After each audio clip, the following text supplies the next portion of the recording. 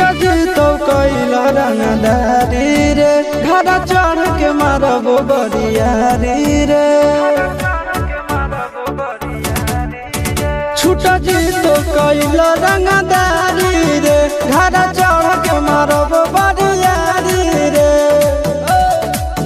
तोरा बापू के न तोरा दादा के चिन्हबो बेटा सब गोली मारबो ताएगो गिनबो तोरा बापू के न तोरा दादा के चिन्हबो बेटा सब गोली मारबो ताएगो गिनबो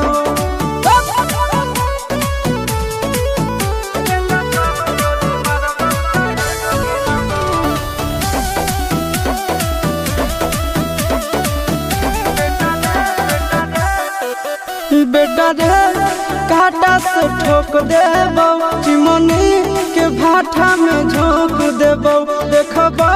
कवन बाप बचैतौ तोरा प्रशासन के गाड़ी भी रोक देबो बेटा जी सुनो बेटा रे काटा से ठोक देबो चिमनी के भाटा में झोंक देबो देखबो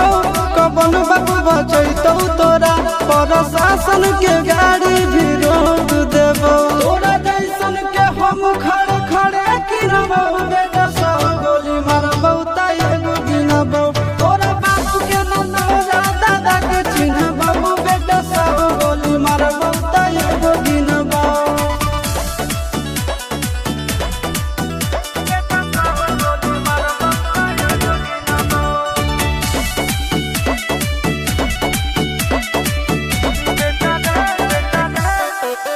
बेटा रे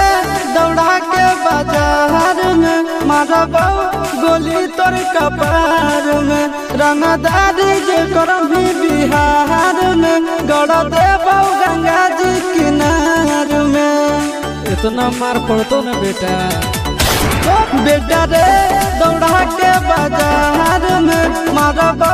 गोली तोर कपार में रंगदारी जे करम भी बिहार में गड़ देबो गंगा जी किनार में कहो चिंटू आशीष के कारण सुनबो बेटा सब गोली मारबो ताएगो गिनबो तोरा बाप के न तोरा दादा के चिन्हबो बेटा सब गोली मारबो ताएगो गिनबो